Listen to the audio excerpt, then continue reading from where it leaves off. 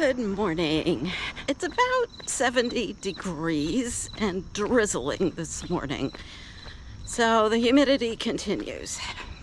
I'm trying something new. I'm going to be trying to go, not a sprint, but sort of halfway between the pace I did yesterday and a sprint. And I'm gonna try to hold it for about 10 minutes and then walk for 5 slowly and then do another fast walk for another 10 minutes. We'll see how that works. If you're new here, I'm Karen, and last December I lost my exercise mojo in a big way.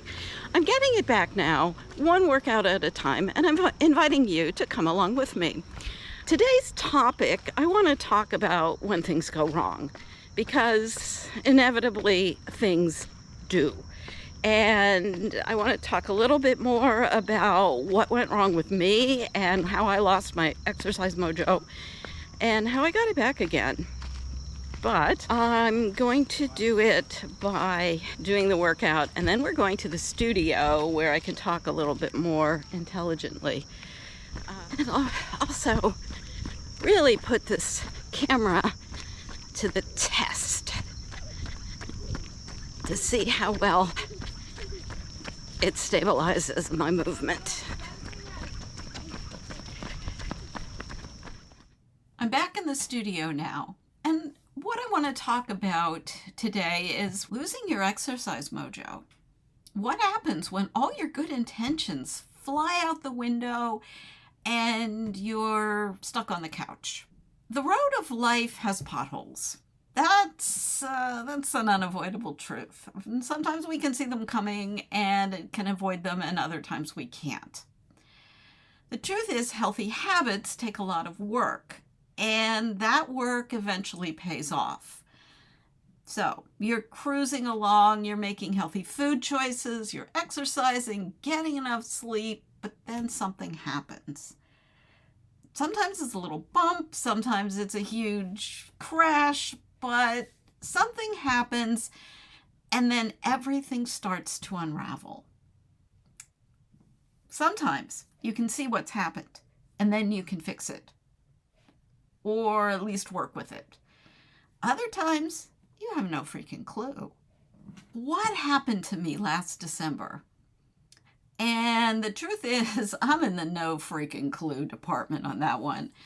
In December 2022, I was strong. I was working out every day, really focusing on my strength. For me, I love a good cardio workout. I love to get my heart pumping. I love a good sweat feels cleansing.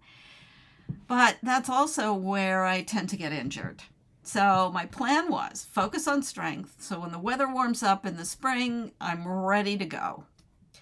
And it was working beautifully. My physical therapist was happy. The gait problems we'd been working on were improving by leaps and bounds. I was feeling good. I was proud of what I'd been able to accomplish.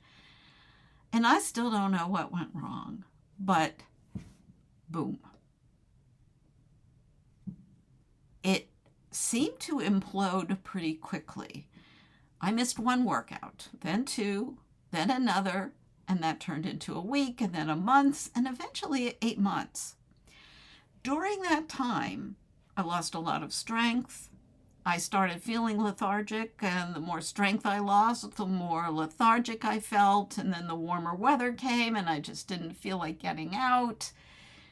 And it was that downward spiral that I've talked about so often, because it wasn't just exercise.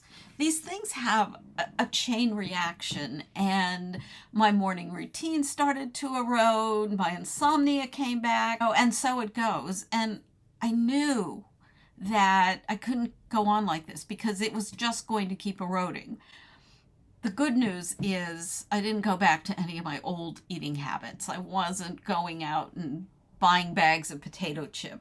I hadn't gone that far, but I was afraid it was going to get that way. So what did I do? First of all, I wasted a lot of time trying to figure out what went wrong.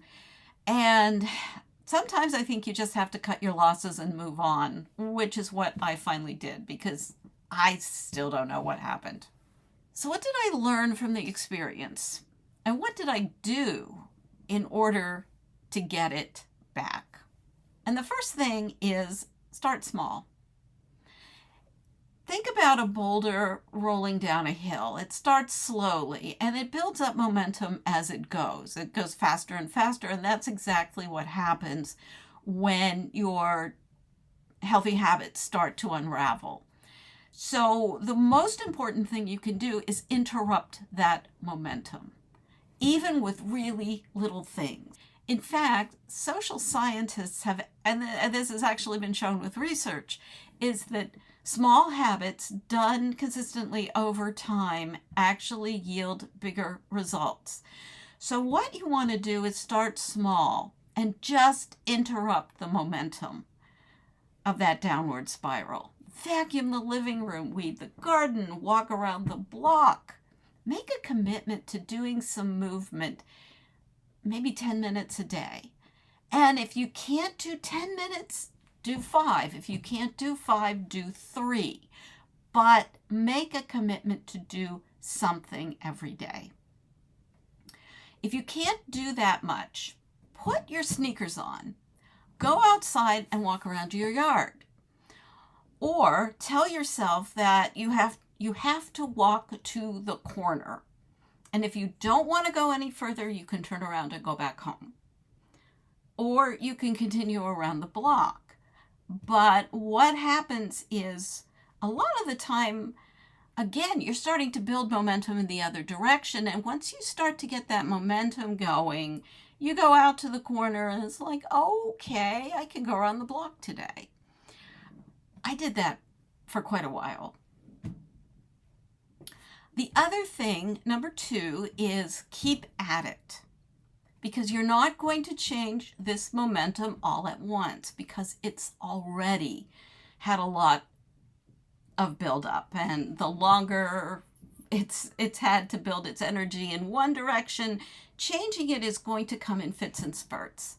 And that interrupting it is going to take some time. You're going to make some progress and then fall back and then start again. The important thing is that you don't give up, because every time you walk to the corner, you take away some of that momentum's power. So even if you did it for a while and then you haven't done it for a few more weeks, go out and do it again. Number 3, you don't have to be good at it. You don't have to walk at a certain speed. You don't have to get your heart rate up to a certain level and lose the fitness tracker. These things, these smartwatches, most of us have heart rate monitors on it, and sometimes we get these little motivational things that, you don't need some electronic gadget telling you that you haven't done what you're supposed to do. And the 4th thing, and I think this is absolutely the most important one, don't wait until you feel like it. Because if you do, it may never happen. If you don't feel like going out and walking to the corner, do it anyway. I hope this helps. So let me know in the comments if you've done anything to recover your mojo that I've missed here. I'd love to hear from you. Please like this video, subscribe to my channel, and let's go back to the road to see how things are going.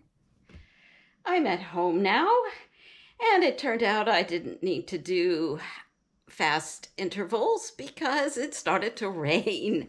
So my entire last half of my walk was as fast as I could do it. It was a workout and not maybe one of my most enjoyable ones, but I did it and I feel good.